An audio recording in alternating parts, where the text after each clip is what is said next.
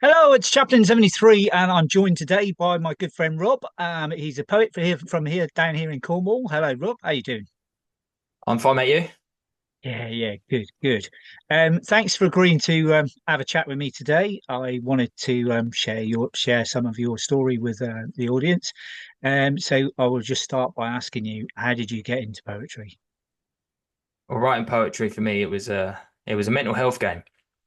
Hmm. I didn't go out to be a poet. A long shot, I think, from wanting to be a poet.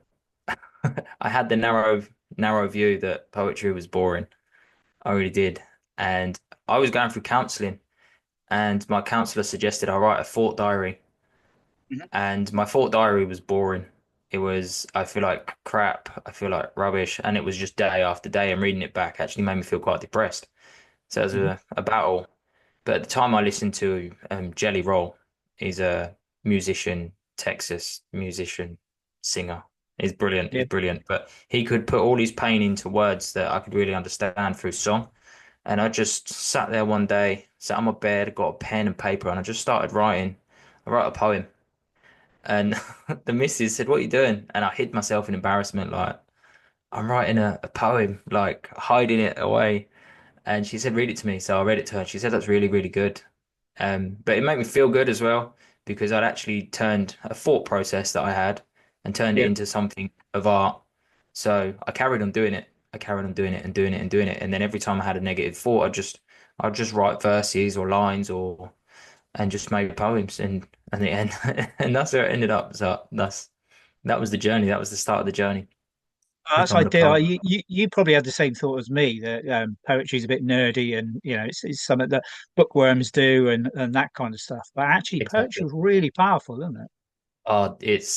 It's everything. It has power behind it, has humor behind it, has emotion behind it, thought processes behind it. Like you can really make people think with poetry. Like Yeah, you can just general conversation. You can send love letters. You can write letters to friends and family and things like this. It's just amazing. I really dived into it after a little while, but it took me a while. It took me a while because at first I used to say I write poetry, but I don't like poetry, which is which is a daft statement to say. It's a daft statement to say. Um, because I didn't read any poetry while I was writing it either. I just wrote it.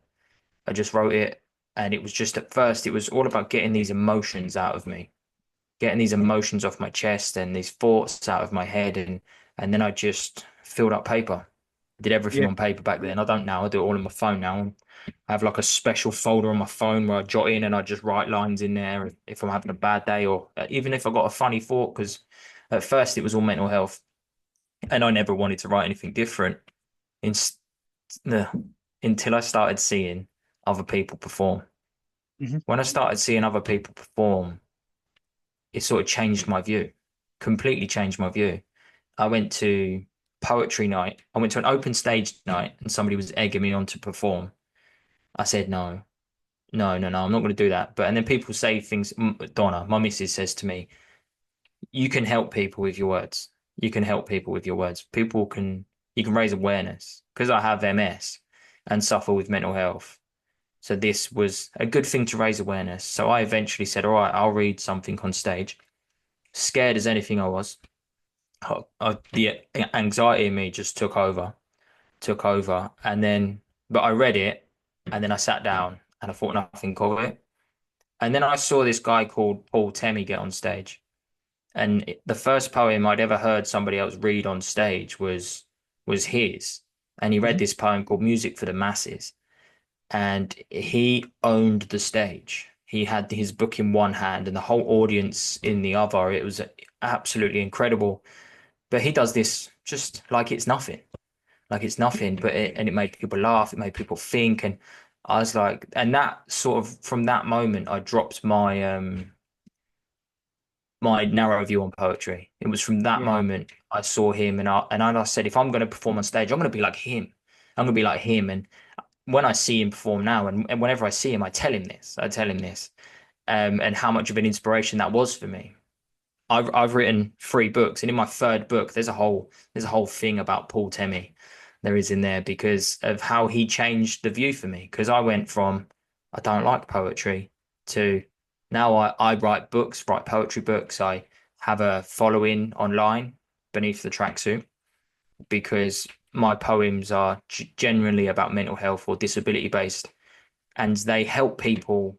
I People tell me I put into words how they're feeling, Hmm. which means they're feeling how I'm feeling, which is connecting us from across the planet. Yeah. From I have friends and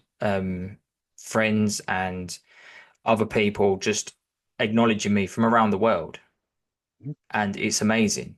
It's amazing. Fellow sufferers, people with MS, people with other disabilities, people with mental health issues, and they're all connecting with me, and I'm helping them feel less alone. But they're doing the same for me. Yeah, yeah, Because of these yeah, people, I feel less alone and less isolated in my illness, and that's an incredible feeling. But that all started with writing that one poem that I was really, really embarrassed about. yeah, yeah. I mean, you have come a long way. I've seen some of your journey. I probably jumped on probably quite a way through your journey, and just stumbled across you. I think one of my friends shared one of your posts, and I was really impressed. I believe you've done some poetry to music as well. Yeah, yeah, I've got an album, Hmm. me and a local artist. She was local to Bodmin, but now she's moved to Spain. Right. But we finished an album. It's got eight tracks together. We did, I think it's 8 tracks. It's called Beneath, Hmm. um, hence Beneath the Tracksuit. Another fun thought about that album right here is the album cover. Uh-huh. This is the album cover, Yeah. and that was painted by my friend from California. Oh, wow. How we connected. He has MS too. Hmm. Atom St. George, his name is, and we connected through MS, and we speak on a regular basis, just like how we are now. And he's got MS, and he painted the album cover for us, and that was fantastic. But it was really nice to be able to put my words to music, and what Jen did with the music was absolutely brilliant. And now I'm even trying to start doing it by myself. She's left me, but she's left me with some knowledge, and I'm doing it myself on the computer that we sit at. Watch this space, eh?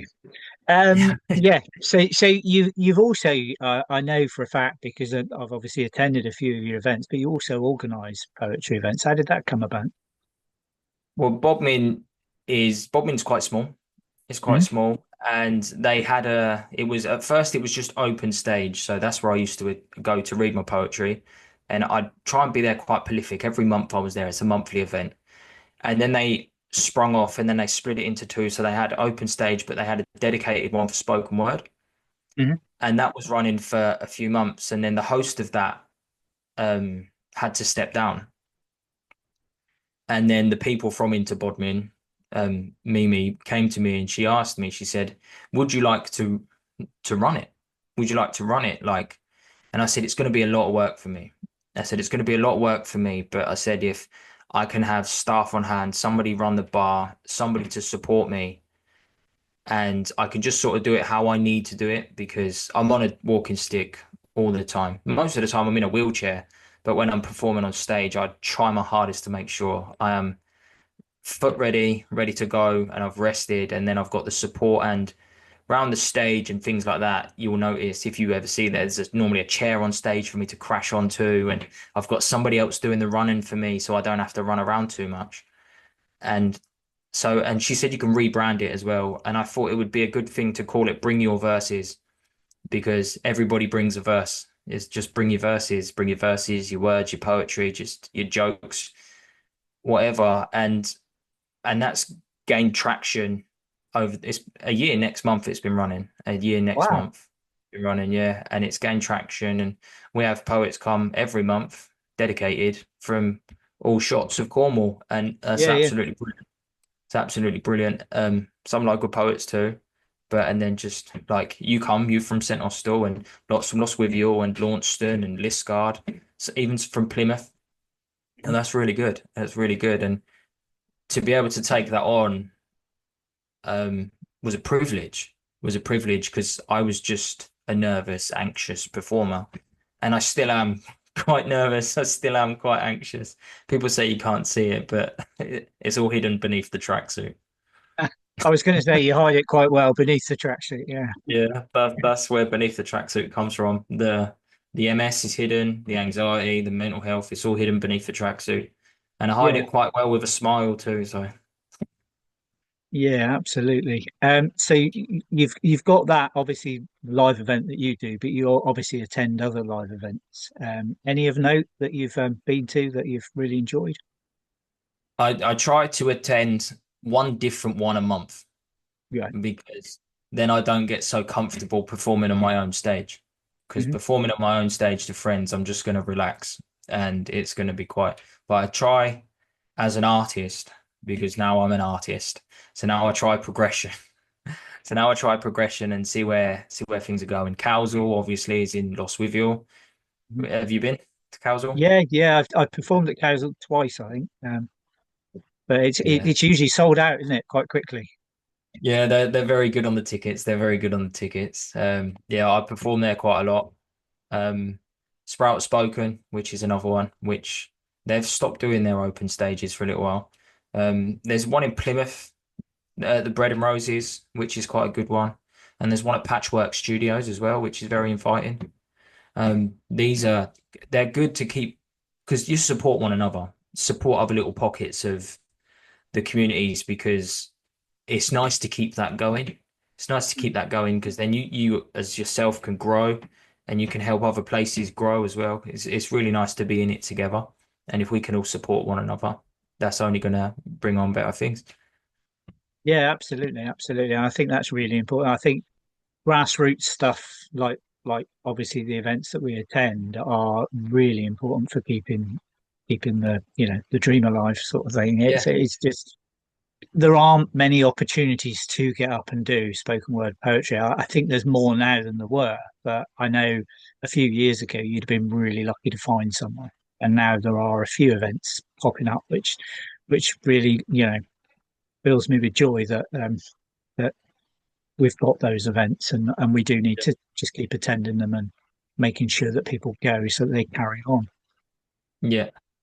Yeah. If we it'd be nicer if we could get some more towards the weekends because most of the poetry and spoken word stuff is pushed midweek.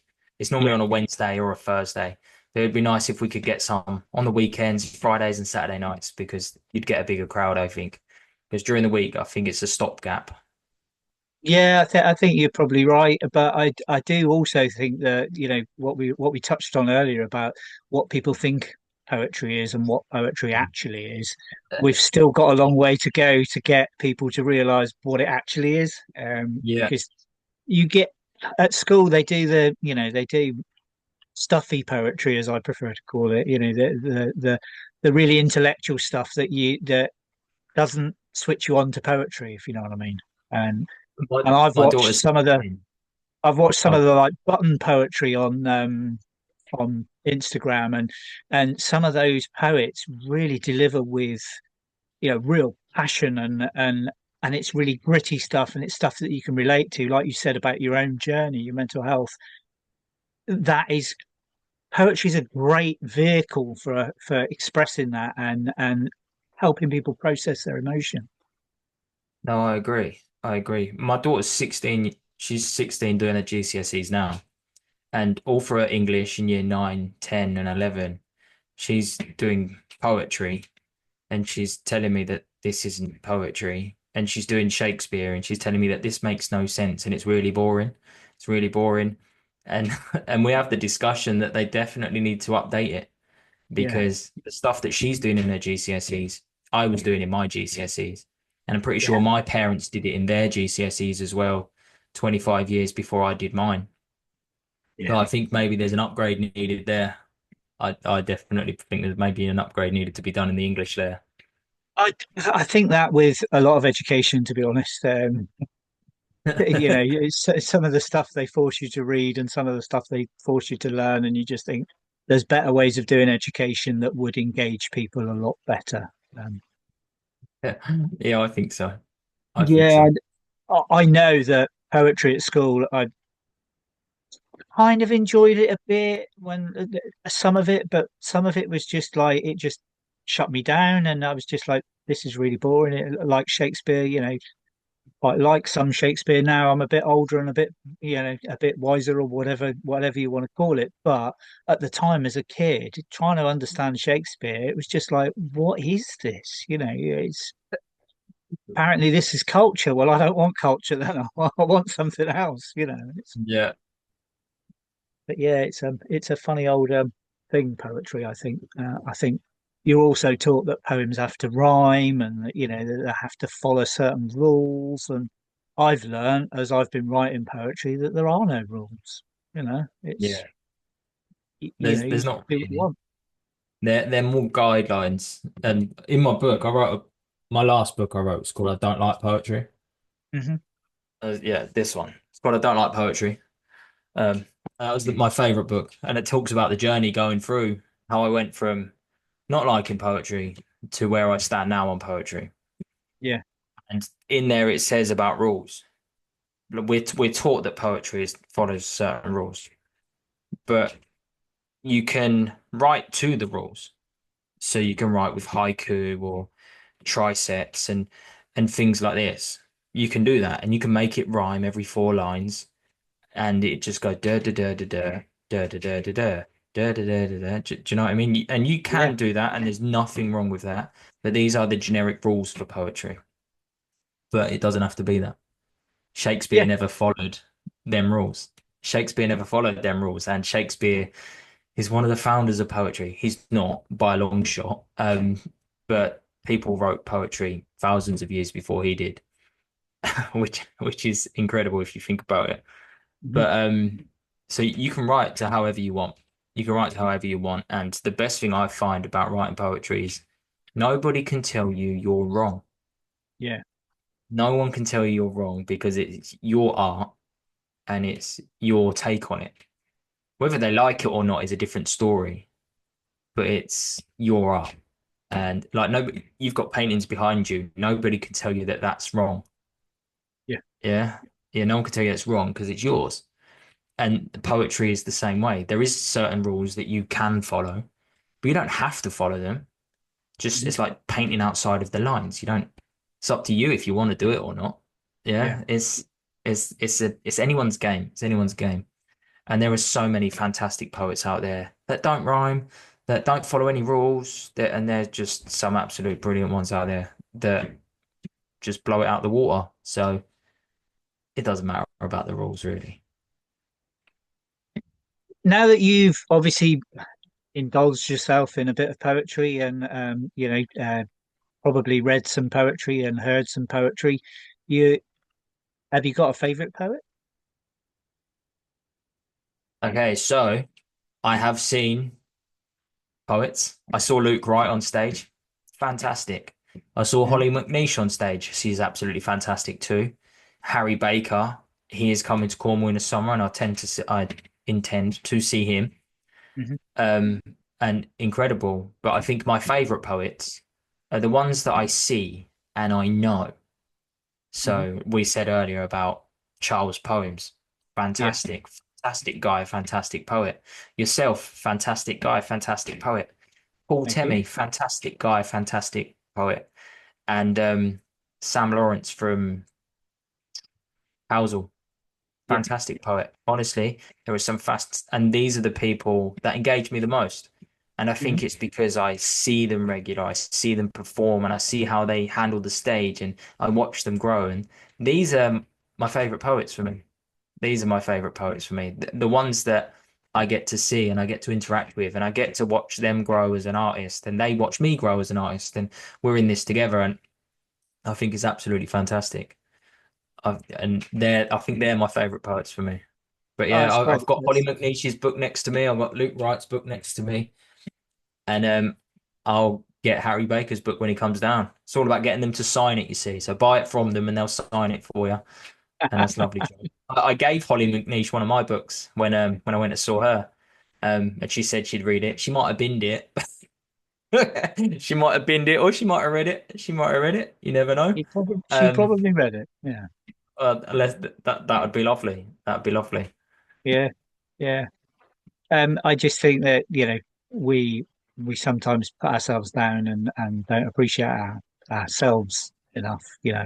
I don't even think of I do myself that as all a the time. poet really, but it's kind of, I'm just playing at it is the way I see it. But I am intending to put some in a book soon, and then I'll be a published poet, and then I might start taking myself a bit more seriously with my poetry. Yeah. But it's the same with my art.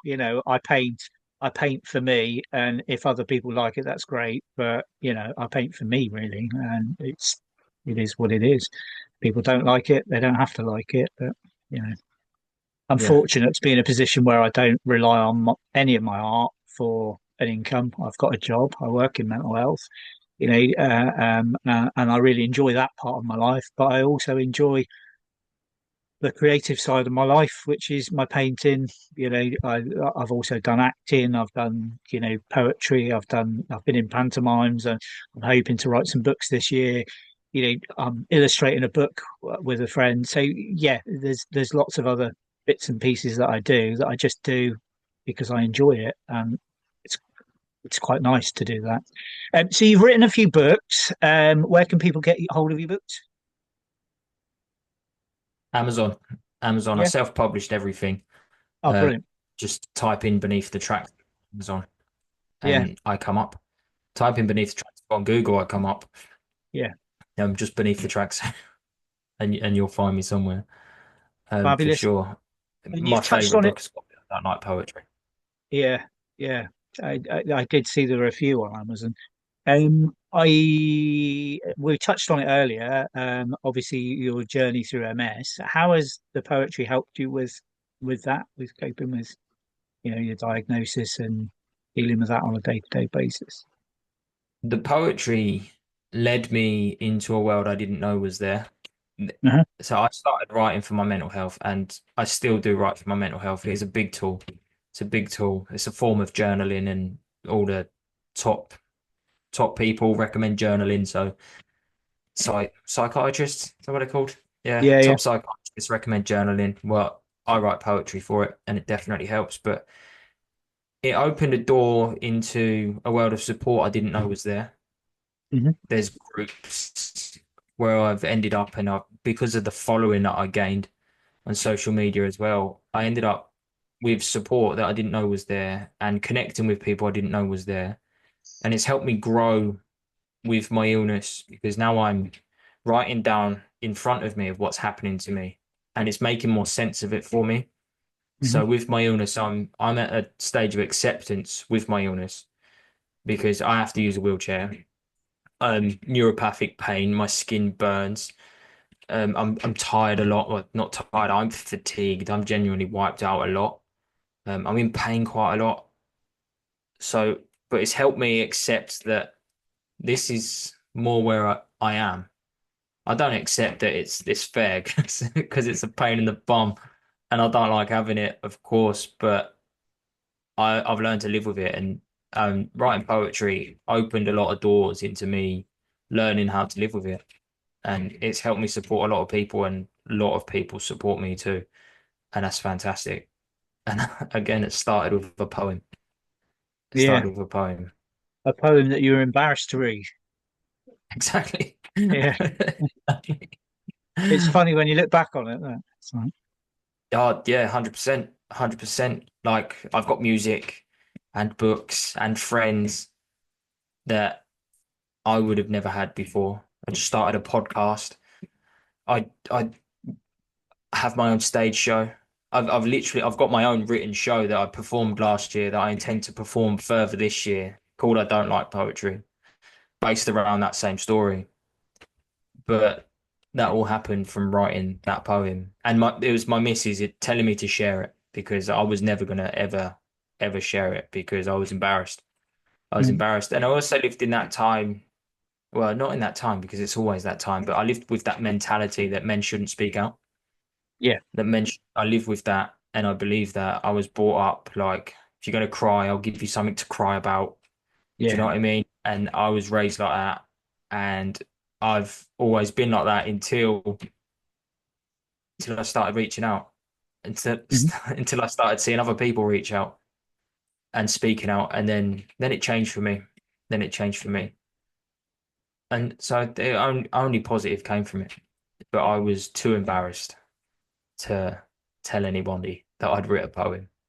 Yeah, But the missus told me to share it. You could raise awareness, you could help and support others. So I did. So I did. So I launched Beneath the Tracksuit nearly 4 years ago. Nearly 4 years ago. And it's been upward since then. It's been fantastic.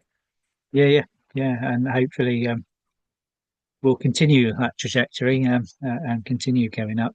Um, what's next then? I don't know.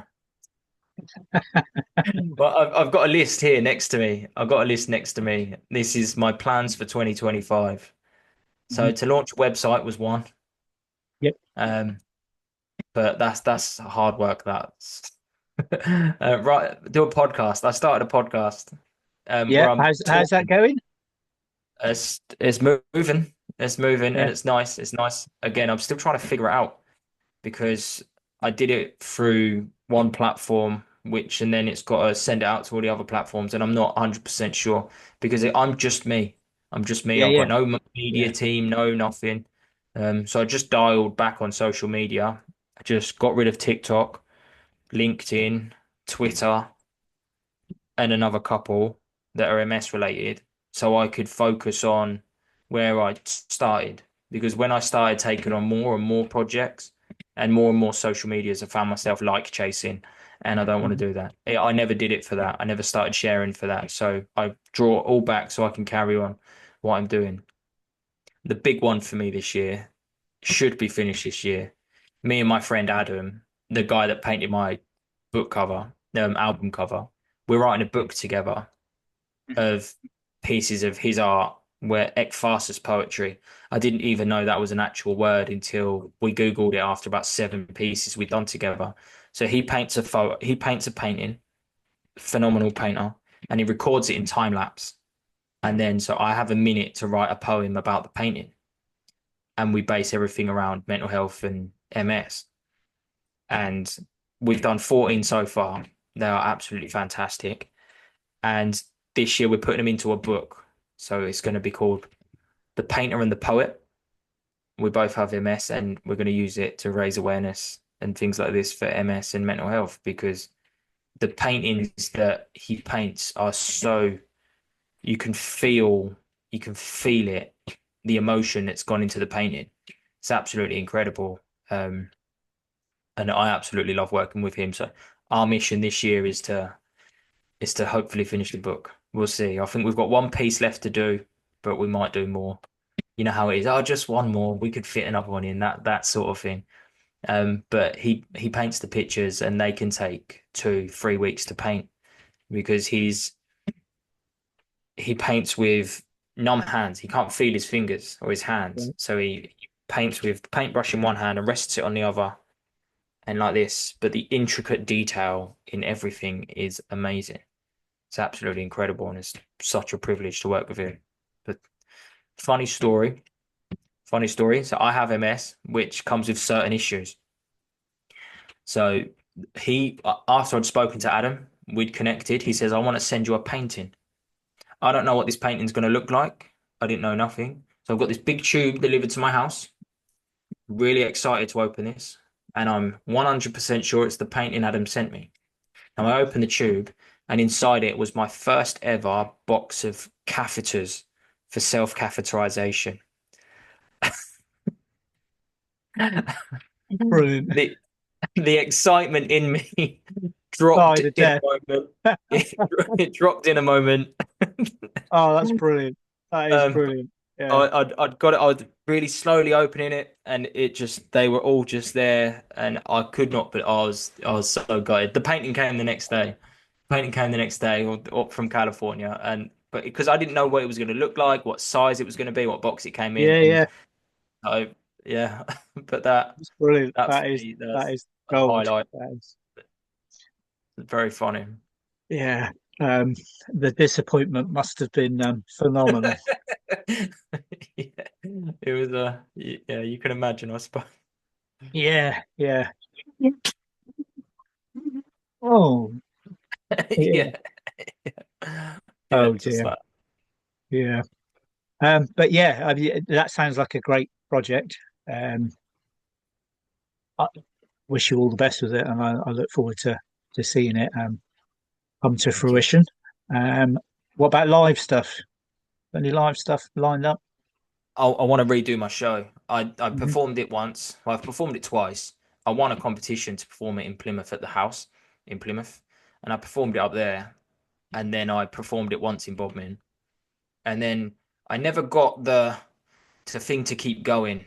I think because again, I'm just me, as where I need to drive into to doing it more because I host Bring Your Verses every month, but I think my show is my show, Hmm. and it's a good way to tell a good story because it tells the story, and it's a very honest story about poetry and how I thought it was absolutely rubbish, and then how I make a laugh out of it because poetry is very funny and how it can tell truth. And it tells a really honest, true story which covers mental health, disability, humor, connections, and it's I think that's why it's my favorite book because it really shows a piece of me and it tells a really a really different story. It tells a really different story, and the stage show is the same. So I want to try and get that sort of touring maybe this year. I'd like to work towards that. Oh, I'd that'd be like to great. work towards. That'd be great. What are you thinking? Sort of like festival or club or Uh no, just again, I haven't thought that far ahead. that's fair enough. Fair enough. Yeah. I because I think There's a whole network of village halls out there you could hire. So yeah, yeah, it's just that sort of thing I was thinking. yeah, So just go to a venue like our venue at Bodmin, and then yeah, maybe a different venue in Plymouth, a different venue in Newquay, maybe, and hmm, just sort of sell tickets, do that. But yeah, it's figuring out how to do it all because I walked into this whole poetry game blind. I walked yeah. I got a G in English at school, so my And English now you're a teacher, poet. and now I'm a poet. 5 stars as well on 5 books, 5 stars on 5 books. Fabulous. So I'm doing it.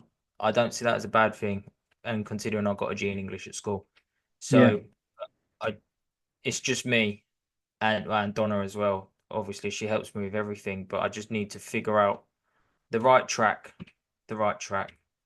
I'm in the process with writing a poetry book with fellow people, with people with MS. We're I'm having people send me poems, and we're gonna piece together a book which we're gonna try and get released on World MS Day, which is in May. Can't remember the date, but try and get it released at World MS Day to raise money for MS. And that Mhm. was something I came up with, and then do the same with mental health for World Mental Health Day. Yeah. So then get people to submit some poems, and then but I told them to just send them to me. I'll literally copy and paste it, stick it in the book, and then do that. I thought that'd be a really cool way for other people to get their work published because when I first got my first book, it brought tears to my eyes. It was amazing. The first day it landed on me on my doorstep, it was absolutely incredible. This is a book that I'd written. It was amazing. It had my work in it. And that was an amazing feeling. So if I can give that to other people as well and raise money for charity at the same time, then that is a no-brainer. And I think people will love it because they'll want it because it's got their work in it, and so Hmm. that's amazing. And to be able to give that to somebody is brilliant. It's absolutely brilliant. Yeah, I've Yeah, heard many people say like when they first get a book and they first get that book in their hand, there's that feeling of, wow, I made this, you know. yeah, yeah. It is. It Yeah. is. It's because it's there forever. It's there forever, and you've accomplished something. And I think that's what happened with me. I just overwhelming feeling of accomplishment. It was a bit like that a couple of years ago. I made a colouring book, and I got a local company to print it. And obviously, the box turned up with all these colouring books in it. And I was like a kid at Christmas. That's amazing. I've That's got this like 20-page colouring book that I made. It's like I made this. Yeah, but that's incredible. yeah, it's a really nice feeling. But I'm hoping to get some poetry in a book this year. So yeah, it's No, that's good. I'll join you and Charles Poems in your self-publishing self-publishing your poetry books and see where it goes. Do it. There's a nice little publisher at that comes to Bring Your Verses. There's a woman there that publishes books. Yeah, I think Charles was talking to her last time I was at Bring You Verses actually. So yeah, I might have a chat with her. Oh, Yeah, ideal. yeah, cool, cool. Well, it's been absolute pleasure talking to you, as always, and I look forward to seeing you live again very soon. Um, and is there anything else you wanted to add to what you've got upcoming? Or I'm looking at my list that's there. Not nothing that I think I'm going to be able to achieve. I think I've got enough. I think I've got enough right now because yeah, it becomes overbearing. It becomes overbearing. I think the illness gets to me too much. The mental health I gets to me too. I think there is that thing, like you said many times. You know, it's just you. You're trying to navigate a whole new world. You've got your difficulties that you've got personally yourself, but there's also the huge difficulties of navigating a new world that you don't know anything about, and you don't know what you don't know, so you don't know to ask, if you know what I mean. Yeah, So yeah. yeah, I it's don't, it. I might know the right questions to get the right answers. Yeah, yeah. Well, hopefully somebody will be watching this video and will go, "I've already been there, and I've done that," and I'll get in touch with Rob and tell him what he needs to do. Give you a Maybe. map, you know. Yeah, yeah. That'd be ideal. That'd be That ideal. that would be great. Right, I'm gonna wind it up here. I'm gonna say thank you very much for your time this evening. I'm bloody freezing, because I'm sat in my garden shed. So yeah, I'm gonna wind it up here. Well, thanks for everything, Rob. And I wish you all Oh, the thank best you. for everything this year. I hope you get that show on the road. One other thing I wanted to just mention to you, you've done workshops as well, haven't you, with people? Yeah, I have. Yeah, that's Yeah, honestly, it just comes and goes, and I just forget about it. I'm actually talking with into Bodmin about doing more, trying to maybe do some workshops before the shows, so people come and do a poetry workshop and then stay later for the show. yeah, that'd be really That would, good. that'd be cool And I idea. do think that, what we were saying earlier about what they teach poetry at school, etc. I think young people would engage more with the sort of poetry that we perform. Um, Yeah, I agree. I and completely agree. the events that we go to. I mean, yeah, I just think that that's the sort of poetry that people would engage with and would go, "Oh, I didn't know poetry could be fun." Yeah, I agree. I completely agree. I So completely it's agree. yeah. So I think workshops is a a great way into that. There's also, just as an aside here, you've got a whole bunch of people in Cornwall, I know probably across the country as well, who are home tutored, and Yeah, you might be able to tap into that some way. I might be able to get you a contact there, so I'll have a dig around and see whether I can get you a contact with them. But yeah, great stuff. Keep it up. Look forward to seeing you soon on a stage, and yeah, take care and thanks for this evening. and you. Thank you very much. No worries. And if you like what you've seen today, please hit the subscribe button and subscribe to my channel, where I will be interviewing a lot more creatives along the way. Thanks a lot. Cheers.